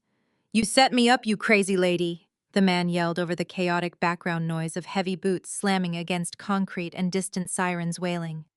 "I gave you $500 cash for those bins of random computer parts, and now I have 20 federal agents tearing my entire warehouse apart. They just kicked down my loading dock doors with a battering ram. There are massive black armored vehicles parked on the sidewalk. They have assault rifles pointed at my employees. What kind of radioactive garbage did you sell me?" Sasha frantically stabbed at her phone screen, trying to turn the speakerphone off, but her fingers were trembling too severely to hit the right button. She looked up and saw the growing crowd of elite guests gathering at the kitchen threshold. Her obsession with maintaining her fake high-class image immediately overrode her basic common sense. She forced a highly artificial laugh, attempting to wave her hand dismissively at the audience. "It is just a scam call," Sasha announced, her voice pitching up an entire octave in desperate fake cheerfulness. "You know how these telemarketers are these days? They use these crazy scare tactics to try and extort money from people. I am just going to hang up and block the number. Please, everyone, go back to enjoying the champagne and the caviar." She reached to end the call, but my mother, Beatrice, pushed her way through the crowd of confused executives. The heavy pearls around her neck swung wildly as she marched up to the marble island. Beatrice was not buying the telemarketer excuse. Her desperate need to protect the family reputation made her highly sensitive to any actual scandal. "Sasha, do not lie to me," Beatrice hissed, grabbing her daughter's wrist to stop her from ending the call. "Why is this man talking about the flea market we went to this morning? Why is he mentioning the boxes of junk you took from your sister's room? More importantly, why is he screaming about federal agents raiding his property right now?" The man on the speakerphone heard Beatrice asking questions, and his panic escalated into pure, unadulterated rage. "I am not a scammer, you stupid woman," he shrieked over the phone. "The Federal Bureau of Investigation has me sitting in handcuffs on my own loading dock. They have tactical teams sweeping my inventory and seizing every single piece of hardware I own. The lead agent just shoved a photograph of your face right in front of my eyes. He asked me exactly what time you dropped off those specific custom motherboards and plastic drones. I told them everything. I told them you pulled up in a brand new black Mercedes SUV and unloaded the bins yourself. I gave them the exact time of the transaction and pointed them straight to the security cameras mounted in the parking lot." Trent pushed his way past his boss, Mr. Harrison, and stumbled into the kitchen. His mind was already completely fried from the Vanguard embezzlement crisis, and now he was walking into a totally different federal nightmare. "What did you do, Sasha?" Trent demanded, his voice cracking with absolute terror as he stared at his pregnant wife. "What exactly did you sell at the flea market today? I thought you just threw out some old clothes and baby toys to clear up space." Sasha was hyperventilating now, her perfectly styled hair falling into her face as she backed away from the marble island. "It was just garbage, Trent," she cried out, her voice breaking into a pathetic whine. "It was just some stupid plastic toys and broken circuit boards that Alana bought for her kid. It was taking up so much space in the new baby nursery, so I got rid of it. I did not do anything wrong. It was just cheap trash." I stood quietly near the commercial refrigerator, watching the chaotic meltdown with absolute inner peace. My arms were crossed casually over my plain black catering apron as I observed them. Sasha still possessed no fundamental understanding of what she had actually done. She genuinely believed her biggest crime was being slightly mean to her nephew. She had no concept of the massive federal beast she had just awakened by selling those encrypted tracking chips. The man on the phone let out a wet, hacking cough, followed by the unmistakable sound of a federal agent shouting an order in the background. The buyer brought the phone closer to his mouth, his voice dropping into a raspy, terrified growl that carried clearly through the dead silent kitchen. "It was not cheap trash, you completely delusional idiot," he yelled, his words dripping with venom and despair. "The lead agent just read me the confiscation warrant. They said the hard drives and custom processing chips you sold me contain highly classified Department of Defense source codes. They said it is restricted military prototype technology actively contracted by the United States government. They just pulled up your license plate from the parking lot surveillance footage. They know exactly who you are, and they know exactly where you live. They are heavily armed, and they are coming to your house right now." The dead silence in the kitchen after the flea market buyer screamed about federal agents felt incredibly heavy. The upbeat party music playing from the hidden ceiling speakers in the living room abruptly cut off. Someone must have pulled the plug on the central sound system. A suffocating stillness fell over the entire house. The elite guests from Vanguard Financial started whispering nervously among themselves. They exchanged terrified glances and began inching toward the front door, wanting to distance themselves from a potential federal crime scene. Sasha stood frozen in the center of the kitchen, her face completely drained of color as the horrifying reality of the situation crashed down on her. Sasha dropped her gold-plated smartphone onto the marble island. She whipped her head around and locked her terrified eyes onto me, standing quietly by the commercial refrigerator. She lunged forward, her manicured hands grabbing the rough fabric of my plain black catering apron. She physically dragged me away from the peering eyes of the wealthy guests, pulling me forcefully toward the large walk-in pantry at the back of the kitchen. My mother, Beatrice, followed closely behind us, her face flushed with extreme panic and mounting anger. Beatrice quickly slammed the heavy wooden pantry door shut, sealing the three of us inside the dark, confined space. The smell of expensive catered food and imported spices surrounded us, but the atmosphere was thick with absolute desperation. Sasha immediately collapsed onto her knees, her designer maternity gown pooling on the floor tiles. She grabbed my hands, clutching them so tightly her fingernails dug into my skin. "Alana, you have to fix this," Sasha begged, her voice trembling with raw hysteria. "You have to call the police right now and tell them it was all a massive misunderstanding. Tell them you gave me permission to sell those electronic boxes. Tell them those hard drives belonged to you and I had no idea what was on them. You know all about computers and tracking things, so you can just hack into their system and make this go away." "I cannot go to federal prison, Alana. I am pregnant with a baby, and my husband is a senior executive. This will completely destroy my entire perfect life." I looked down at my younger sister kneeling on the pantry floor. For my entire life, she had been the golden child, the untouchable favorite who could do absolutely no wrong. She spent the last 30 days mocking my supposed poverty, bragging about her stolen wealth, and actively trying to evict me and my young son from our home. Now she was crying pathetic tears, begging the sister she treated like garbage to magically erase a massive federal crime. I did not pull my hands away from her desperate grip. I just stood there, maintaining a perfectly blank expression, letting her panic amplify in the small, dark room. My mother, Beatrice, could not handle the silence.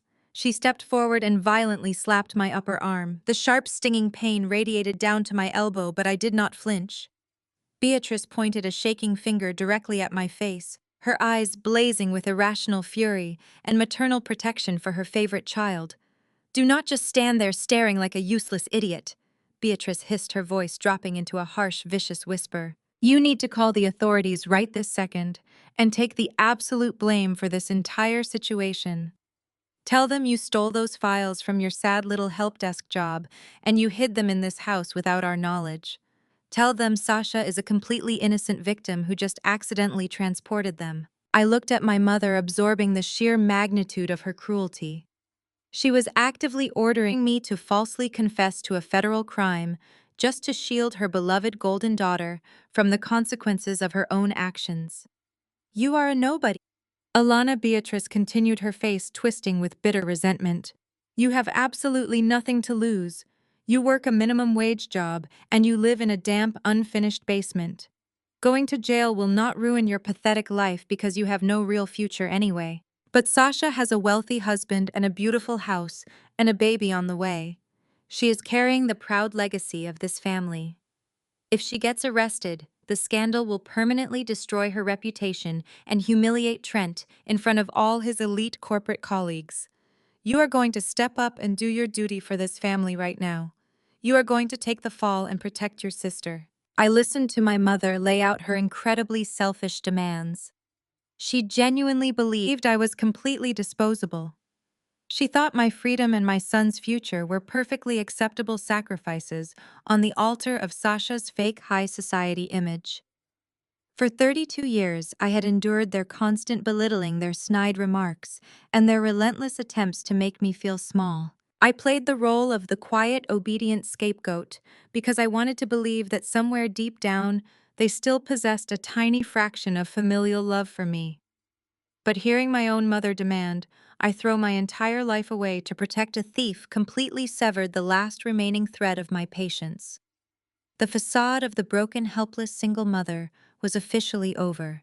I slowly reached behind my back and untied the tight knot of the plain black catering apron.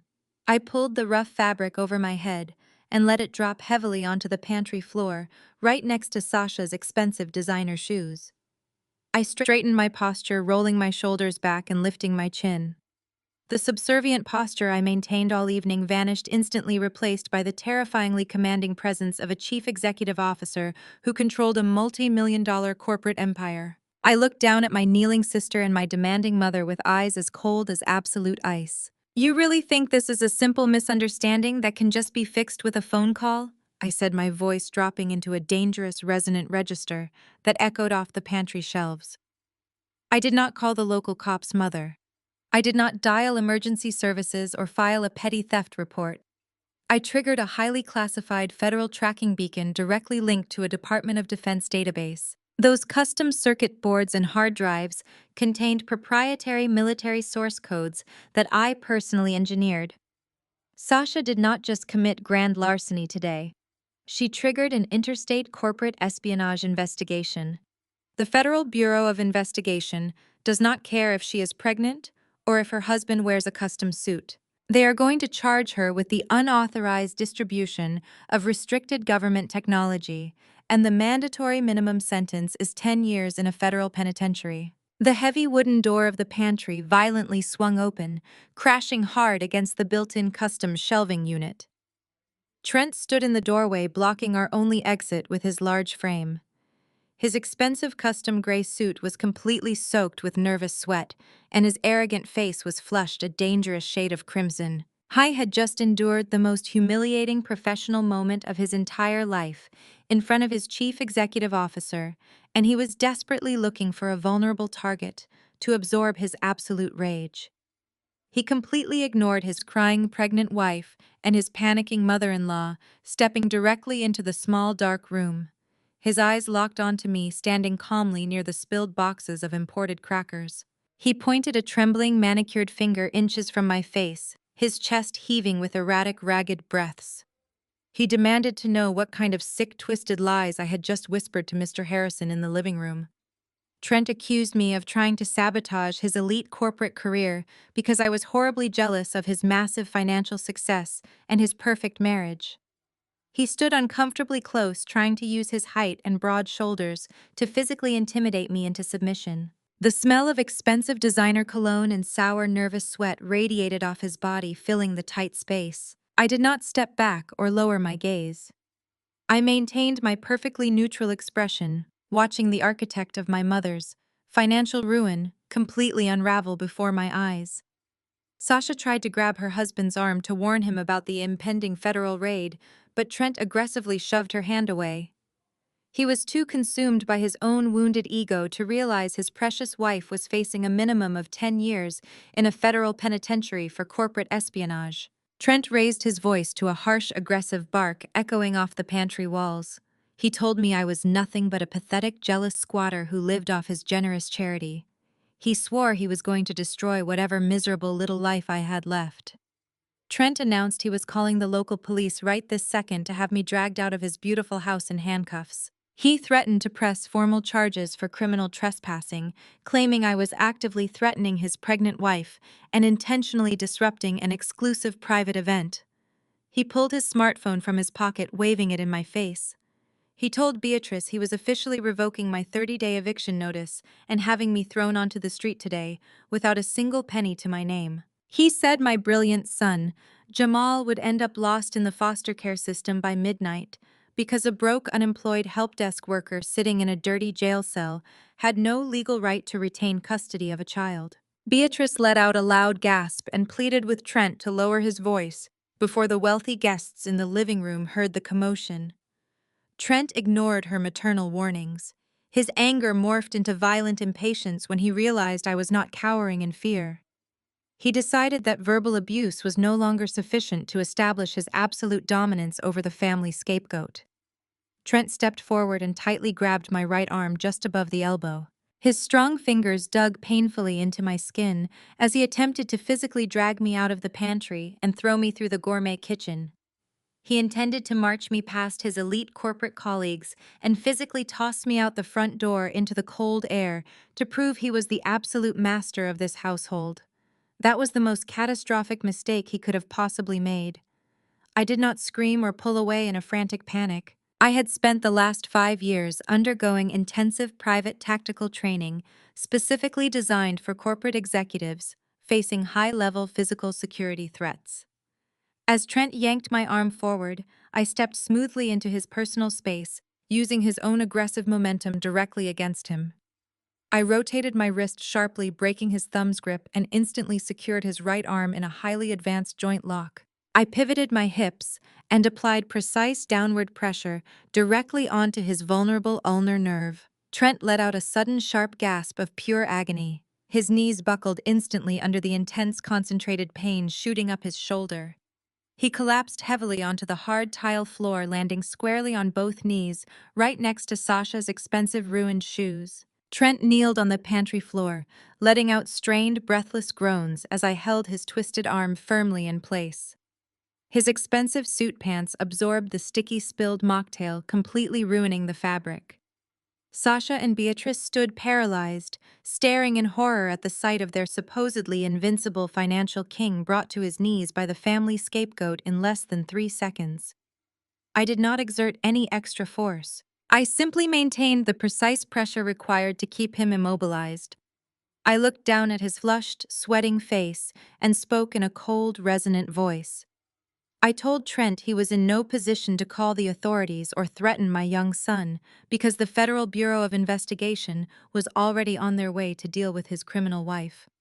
I released his arm and stepped back, watching him cradle his elbow and stare up at me with profound shock. He struggled to catch his breath, unable to comprehend how a lowly servant had dismantled his physical threat with zero effort.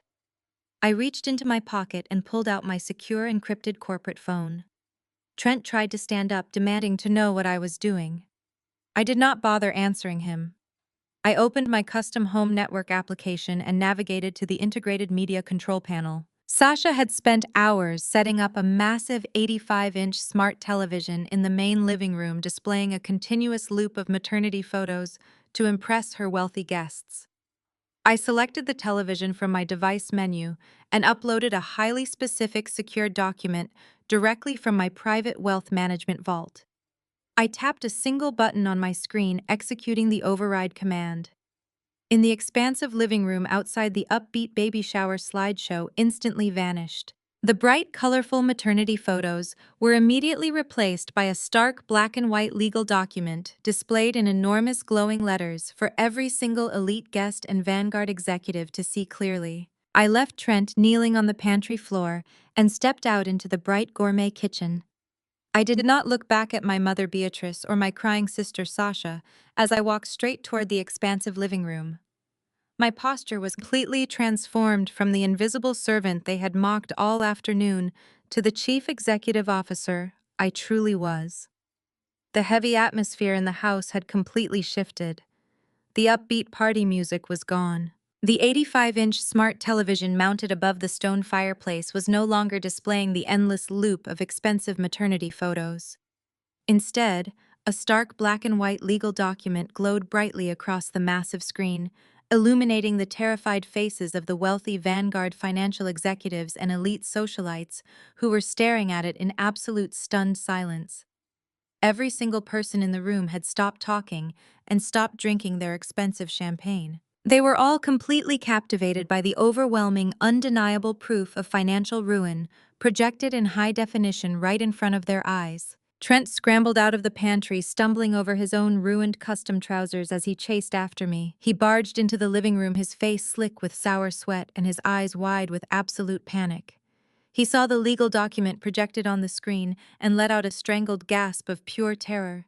He desperately began tearing through the expensive floral arrangements on the coffee table, frantically searching for the television remote control. He screamed at the top of his lungs, demanding that someone pull the power cord out of the wall. He yelled at his elite corporate colleagues to look away and stop reading his private family business. He was acting like a cornered animal, completely losing the polished, arrogant demeanor he had displayed just an hour ago. Beatrice and Sasha ran into the living room right behind him. Sasha was sobbing uncontrollably, clutching her pregnant belly, and begging me to turn the screen off before her perfect high society reputation was completely destroyed. Beatrice grabbed my bare arm, trying to physically shake me, demanding that I fix the television and stop humiliating her golden son-in-law in front of all her country club friends. She ordered me to stop playing my sick computer games and act like a respectful daughter. I effortlessly brushed my mother's hand off my arm and stepped forward into the center of the living room, placing myself directly between Trent and the massive screen. I did not raise my voice or resort to frantic screaming. I projected my voice with cold, absolute authority, ensuring every single wealthy guest and Vanguard executive heard every word I spoke. I pointed to the glowing screen and calmly began to break down the complex legal terminology displayed before them. I directed their attention to the bold red lettering at the top of the document, which clearly indicated a formal notice of foreclosure. I explained that my late father had secretly taken out a massive secondary mortgage on this sprawling suburban property over a decade ago to cover his terrible business investments. I told the silent crowd that the house had been sitting in active pre-foreclosure for 3 entire years, while my mother deliberately ignored the bank notices to maintain her fake wealthy facade. I made sure every single person in that room understood that the bank possessed the sole legal ownership of the property for the past 36 months. The gasps from the socialites were audible as the reality of my mother's fake wealth was laid bare for everyone to judge. Trent was hyperventilating now, leaning heavily against the back of a velvet sofa as he realized his entire web of lies was unraveling in front of his chief executive officer, Mr. Harrison. I turned my attention directly to Trent, dissecting his fraudulent actions piece by piece. I announced to the room that Trent had been parading around this house, claiming he had graciously purchased 60% equity to fund my mother's secure retirement. I explained how he had drafted a completely fraudulent shell agreement using a fake notary seal and a mismatched property tax identification number. I made sure Mr. Harrison heard exactly how his senior finance director had maliciously coerced an older woman into signing a fake property transfer just to drain whatever meager cash she had left in her personal retirement accounts. I stated clearly that Trent could not possibly purchase equity in a house that was actively being seized by the bank. I exposed him not as a wealthy corporate savior, but as a desperate, pathetic fraud who was bleeding his own mother-in-law dry to fund a fake luxury lifestyle he could not actually afford. Mr. Harrison looked at Trent like he was a diseased rat, crossing his arms tightly over his chest and shaking his head in profound disappointment. Sasha dropped to her knees on the expensive plush rug, weeping hysterically as her wealthy socialite friends stared down at her with pure, unadulterated disgust. The illusion of her perfect, successful marriage was completely shattered in an instant. Beatrice was shaking her head back and forth, refusing to accept the reality that her beloved son-in-law was a common thief who had left her completely destitute and potentially homeless. Trent tried to stand up straight, attempting one final pathetic display of dominance over me. He pointed a shaking finger at me and yelled that he was still the man of the house and he was ordering me to pack my bags and leave his property immediately. I looked at Trent with eyes as cold as absolute ice. I took one deliberate step closer to him and delivered the final crushing blow that shattered his illusion forever. I told him he did not save this family from financial ruin. I told him I did. I explained that I used my corporate trust account to pay off the entire $412,000 bank debt in cash last Tuesday morning. I looked at Trent and Sasha and my mother and announced with absolute finality that I was now the sole legal owner of this entire estate, and they were all officially trespassing on my property. I watched the remaining color drain completely out of Trent's face as he realized he had lost everything. I was no longer a wealthy corporate king but a pathetic trespasser standing in my house. My mother.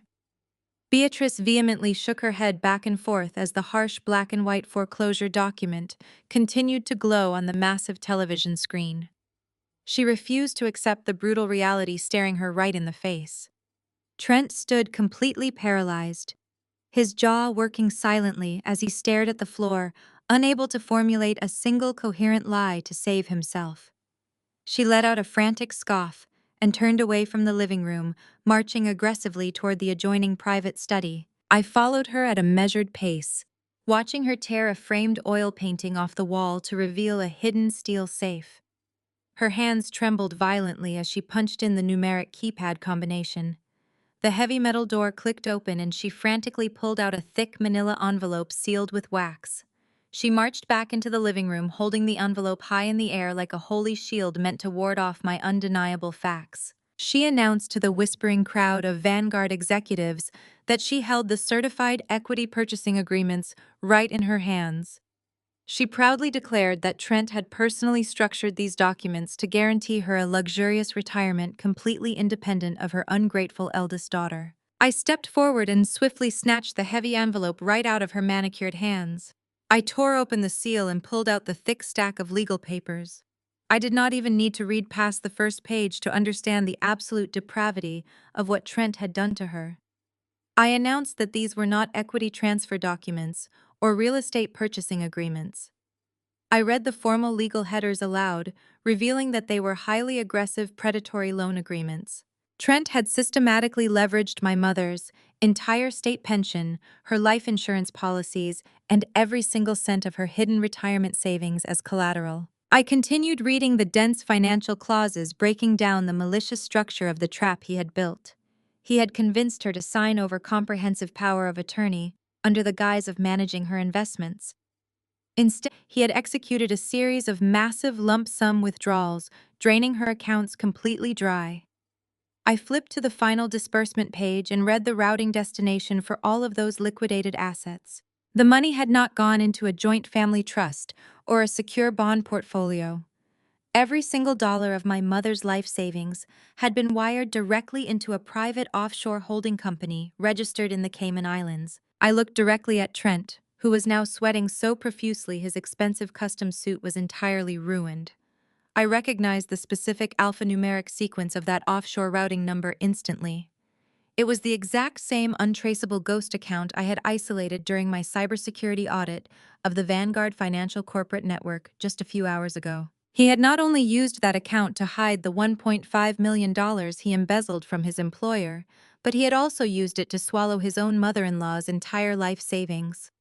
He had financially gutted the woman who worshipped the ground he walked on without a single second of hesitation or remorse.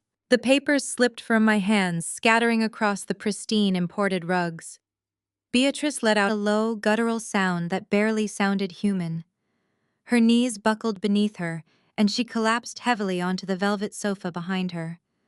Her hands clawed at her own chest as the horrifying reality finally shattered her lifelong delusion. She was completely destitute.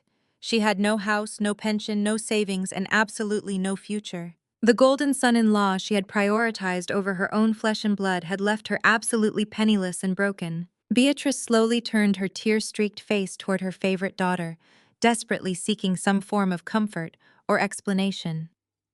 She reached a shaking hand out toward Sasha, begging her pregnant child to tell her this was all a terrible mistake. Sasha did not reach back to comfort the woman who had protected her all her life. Instead, my younger sister physically recoiled and turned her face away, staring fixedly at the floor tiles in profound shame. The guilt radiating from Sasha's posture was unmistakable to everyone watching the scene unfold. She knew. She might not have understood the complex financial mechanics of the fraud, but she absolutely knew that her luxury maternity wear, her brand new black Mercedes, and this $30,000 baby shower were being funded by dirty money.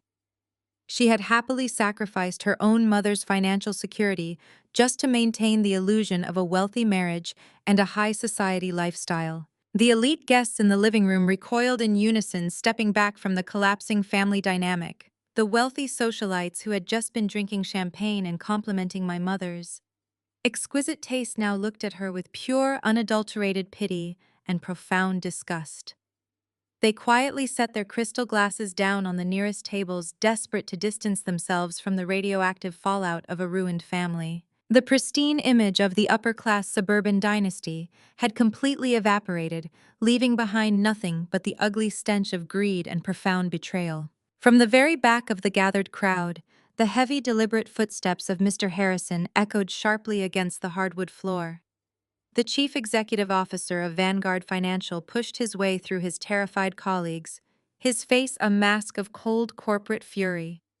He stopped just a few feet away from Trent, entirely ignoring my sobbing mother and my shivering sister. His sharp eyes darted from the scattered loan documents on the floor to the massive foreclosure notice still glowing brightly on the smart television screen. He had been quietly processing the absolute magnitude of the financial destruction I had just exposed. Mr. Harrison stepped forward, closing the remaining distance until he was chest to chest with his sweating, trembling senior finance director. He did not yell or lose his composure as he spoke in a dangerously quiet tone that commanded the absolute attention of every single person in that room. "What private offshore accounts, Trent?" he demanded, his voice laced with venomous authority. "If you are completely broke and your mother-in-law is totally bankrupt, I want you to look me in the eye and tell me exactly where you got the $30,000 in cash to pay for this party today." Trent opened his mouth to respond to his chief executive officer, but only a pathetic squeak escaped his tight throat. He looked desperately around the silent living room, searching for any possible excuse to explain how he funded this massive, extravagant baby shower. He tried to point a shaking, manicured finger toward the scattered predatory loan documents on the floor, attempting to claim he had simply used his mother-in-law's retirement savings to pay for the elite catering and the custom ice sculptures. He was fully prepared to throw Beatrice completely under the bus and pretend he was just a generous son-in-law helping manage her personal assets. I refused to let him spin another web of pathetic deception. I stepped completely out of the shadows of the kitchen hallway and walked directly up to the massive smart television mounted above the stone fireplace. I raised my secure corporate tablet and tapped the glowing screen one single time. The stark black and white foreclosure notice instantly vanished from the 85-inch display. It was immediately replaced by a devastatingly detailed digital audit trail that I had personally extracted from the Vanguard financial servers just hours ago. The new image on the screen was a highly complex web of banking logs, offshore wire transfer receipts, and heavily redacted corporate routing numbers. A collective gasp echoed from the gathered Vanguard executives as they instantly recognized their own highly classified internal accounting software interface projected in massive high definition right in front of them. I turned to face Mr. Harrison and the terrified finance director. I did not raise my voice or yell, but I spoke with absolute piercing clarity, ensuring every single wealthy socialite and corporate manager heard the undeniable truth of their fraudulent host. I directed their undivided attention to the left side of the glowing screen. I highlighted a specific column of data showing dozens of phantom vendor invoices that had been systematically processed and approved using Trent's exact executive security clearance credentials. I explained step by step how he had been quietly slicing massive amounts of capital from dormant client portfolios for the past 24 months, using decentralized networks to avoid triggering internal corporate auditing alarms. I then pointed to the right side of the massive screen where the money trail clearly re-emerged from the digital shadows.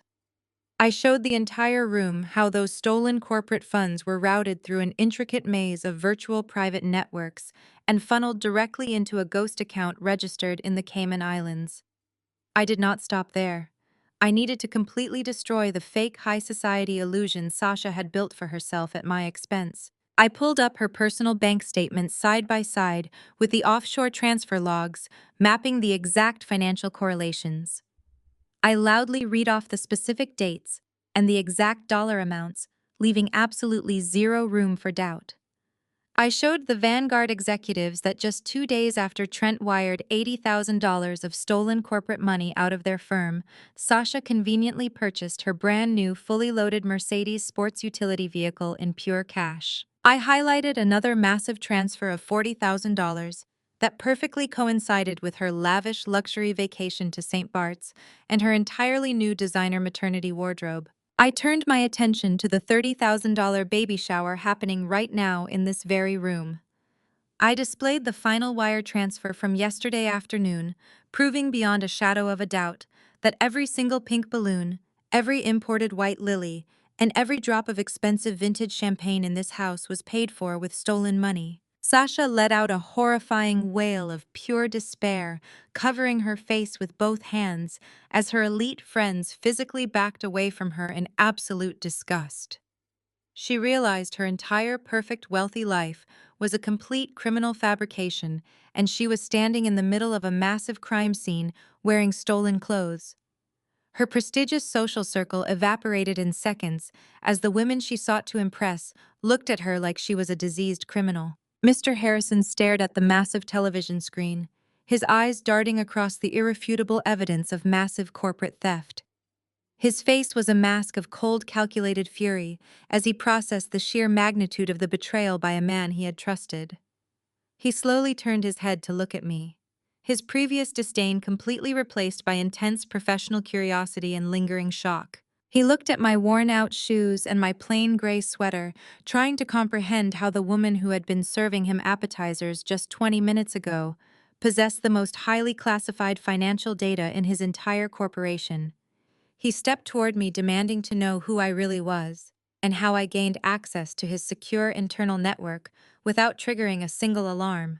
I stood incredibly tall, pushing my shoulders back and meeting the gaze of the powerful chief executive officer as an absolute equal. The posture of the defeated single mother was entirely gone. I told him my name was not just the lowly sister-in-law working a sad minimum wage help desk job. I formally introduced myself as Alana Vance, utilizing my professional maiden name to separate myself from this toxic family entirely and permanently. I announced to the silent room that I was the founder and chief executive officer of Aegis Shield, the elite cybersecurity firm he had just hired for a $2 million retainer. I gestured toward the massive screen and told Mr. Harrison that he was looking at the exact digital location of the $1.5 million his senior finance director had embezzled from his company. I told him I had completed the preliminary corporate audit in less than 2 hours, and I had personally tracked down the rat who was bleeding his prestigious firm dry to fund a pathetic suburban fantasy. The silence in the living room was absolute and suffocating. Trent collapsed entirely onto his knees, mirroring the exact pathetic posture he had taken in the pantry earlier. He grabbed his own hair, pulling at the roots as he muttered incomprehensible pleas for mercy and forgiveness. He knew his elite corporate career was permanently destroyed, and he was going to spend the next 20 years rotting in a federal prison cell. He tried to crawl toward Mr. Harrison to beg for a quiet resignation and a chance to pay the money back. But the older man stepped back with a look of profound revulsion, warning him not to come any closer, or he would personally break his jaw. Beatrice sat paralyzed on the velvet sofa, unable to process the fact that the daughter she treated like disposable garbage was actually a multimillionaire chief executive who held the fate of this entire family in her bare hands. She stared at me with wide, terrified eyes, realizing she had backed the wrong horse and lost everything in the process. The suffocating tension inside the house was suddenly shattered by a noise coming from outside the foreclosed property. It started as a faint, high-pitched wail in the distance, growing rapidly louder and more aggressive with every passing second. The sound of multiple heavy sirens ripped through the quiet, upscale suburban neighborhood, echoing violently against the brick walls of the house. Bright flashing lights pierced through the darkness outside, illuminating the manicured lawn. Intense beams of harsh red and blinding blue illuminated the expansive floor-to-ceiling windows, painting the living room walls with the terrifying colors of impending justice. The strobe lights washed directly over the ruined faces of Trent and Sasha, reflecting the sheer, unadulterated terror in their wide, panicking eyes. They looked toward the heavy wooden front door, realizing the federal authorities had finally arrived to collect their dues, and there was absolutely nowhere left for them to run or hide. The heavy wooden front door of the house did not simply open, it was violently forced inward, hitting the entryway wall with a deafening crash that shook the entire first floor. A flood of heavily armed federal agents wearing dark tactical gear and local uniformed police officers swarmed into the grand living room. Their heavy combat boots trampled directly over the expensive plush white rugs and crushed the fallen predatory loan documents into the hardwood floor. The blinding red and blue emergency lights flashing from the fleet of vehicles parked on the front lawn cast chaotic spinning shadows across the terrified faces of the wealthy guests. The upbeat atmosphere of the $30,000 baby shower instantly evaporated, transforming into a scene of absolute pandemonium. The towering custom ice sculpture of the stork was violently knocked off its silver pedestal by a panicking socialite, shattering into 1,000 frozen pieces across the marble dining room tiles. The elite corporate executives and high society country club members who had just been laughing at my expense completely lost their minds. These were people who built their entire identities on pristine public reputations, and the sudden presence of federal tactical teams sent them into a blind, desperate frenzy. Wealthy women in designer dresses screamed and dropped their crystal champagne flutes, sending shards of expensive glass flying across the room as they frantically pushed each other out of the way. Vanguard financial portfolio managers scrambled toward the rear patio doors, desperate to escape the house before anyone could associate their faces with an active federal crime scene. The police officers immediately secured every single exit, shouting authoritative commands for everyone to remain exactly where they were standing. Nobody was allowed to leave the premises until the federal agents secured the primary targets of their multi-agency investigation. I stood perfectly still near the stone fireplace, watching the glorious destruction of Sasha's fake high society universe. Beatrice was backed into a corner of the living room, clutching her chest as she watched the federal agents secure the perimeter of her foreclosed home. She was hyperventilating, unable to comprehend that the elite social circle she had spent her entire life trying to impress was currently trampling over each other just to get away from her family. Sasha remained frozen near the kitchen archway, her hands trembling uncontrollably as she watched the tactical team sweep through the balloon arches. The elite friends she had invited to celebrate her stolen wealth were now actively shoving her aside, treating her like a highly contagious disease. Her perfect domestic illusion was entirely shattered, leaving nothing but the humiliating reality of her impending federal indictment. Mr. Harrison did not attempt to flee with the rest of his panicking executives. The chief executive officer of Vanguard Financial recognized that his own corporate empire was on the brink of total destruction if he did not immediately distance his firm from Trent's massive embezzlement scheme. He straightened his custom suit jacket and marched directly toward the lead federal agent who was scanning the crowded living room. Mr. Harrison spoke with loud, commanding authority, ensuring that every single remaining guest and every police officer heard his official corporate declaration. He pointed a firm, unwavering finger directly at his sweating, trembling senior finance director. Mr. Harrison formally identified Trent to the federal authorities, stating that Vanguard Financial was officially pressing maximum corporate espionage and embezzlement charges against him. He announced that Trent had utilized unauthorized decentralized networks to systematically drain $1.5 million from dormant client holding accounts, and Vanguard would fully cooperate with the Federal Bureau of Investigation to ensure he received the maximum possible prison sentence. Trent's eyes widened in absolute horror as his own boss systematically dismantled his entire professional existence in front of federal law enforcement. He watched the lead agent turn his cold, intense gaze toward him and give a sharp nod to the two heavily armed tactical officers standing nearby. The officers moved with terrifying speed and precision, closing the distance across the living room in mere seconds. Trent let out a pathetic, whimpering sound, backing away until his shoulders hit the custom-painted wall. He raised his trembling hands in the air, trying to desperately plead his innocence. But the officers gave him absolutely zero room to negotiate. They grabbed him by the shoulders of his ruined custom gray suit and violently spun him around, slamming his chest hard against the drywall. The forceful impact knocked the breath completely out of his lungs, causing him to gasp for air as they kicked his legs apart to secure his stance. The sharp metallic click of heavy steel handcuffs echoing through the silent living room was the most beautiful sound I had ever heard in my entire life. Trent struggled weakly against the officer's grip, crying out that there had been a terrible misunderstanding, and he was a respected senior corporate executive who did not belong in handcuffs. The federal agent calmly read him his rights, reciting the devastating list of charges, including massive wire fraud, corporate embezzlement, and the unauthorized transportation of classified federal technology.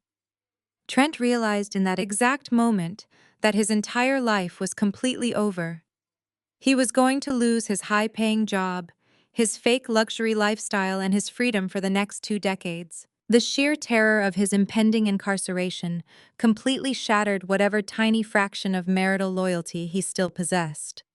Trent desperately twisted his head around to look over his shoulder, his wild, panicking eyes locking directly onto his pregnant wife standing near the kitchen.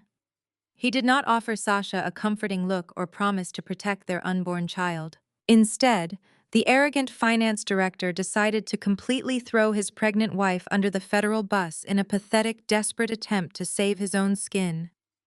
Trent screamed at the top of his lungs, pointing his cuffed hands toward Sasha as the officers dragged him backward. He yelled to the federal agents that he had absolutely nothing to do with the stolen Department of Defense tracking chips, and that Sasha was the only one who transported the restricted military hardware to the flea market. He shrieked that she was a greedy, delusional thief who ruined his entire life and begged the officers to arrest her instead of him. Sasha let out a horrifying wail of pure agony as her beloved wealthy husband ruthlessly sacrificed her to the federal authorities without a single second of hesitation. Trent's desperate screams echoed through the grand living room as the tactical officers forcefully dragged him toward the shattered front door. He completely abandoned any remaining shred of dignity, kicking and thrashing against the heavy steel handcuffs binding his wrists. He continued shrieking at the top of his lungs, demanding the federal agents arrest his pregnant wife instead of him claiming she was the real criminal mastermind who orchestrated the entire flea market transaction. The Vanguard financial executives watched in absolute disgust as their former senior finance director sobbed like a terrified child, throwing the mother of his unborn baby directly to the wolves just to shave a few years off his impending federal prison sentence.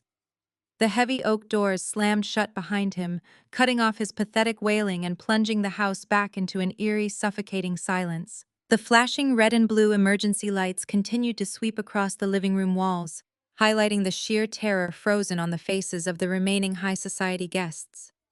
The lead federal agent did not waste a single second watching Trent being hauled away into the back of an armored transport vehicle. He adjusted his tactical vest and immediately turned his cold, calculating gaze directly toward the kitchen archway, where Sasha was standing paralyzed. Sasha was physically shaking so violently, her expensive custom silk maternity gown fluttered around her ankles. The elite socialites she had desperately tried to impress all afternoon actively pressed themselves against the far walls, creating a wide, clear path for the armed federal agents to approach her. She was completely isolated, stripped of her stolen wealth and her fake high-class status in front of the entire neighborhood. Two federal agents closed the distance, moving with deliberate, measured steps. Because of her visible pregnancy, they did not draw their weapons or tackle her to the hardwood floor, but their professional demeanor was absolutely terrifying. The lead agent stood directly in front of her, holding a thick manila folder containing the exact tracking logs and transaction receipts I had anonymously forwarded to their cyber division. He informed Sasha in a booming voice that she was officially being detained for questioning regarding the unauthorized possession and distribution of classified Department of Defense prototype technology. Sasha let out a loud, choked sob, covering her face with her trembling hands. She tried to play the victim card, weeping uncontrollably and pointing to her pregnant belly, claiming the intense stress was endangering her baby. The federal agents were completely unbothered by her theatrical display of distress.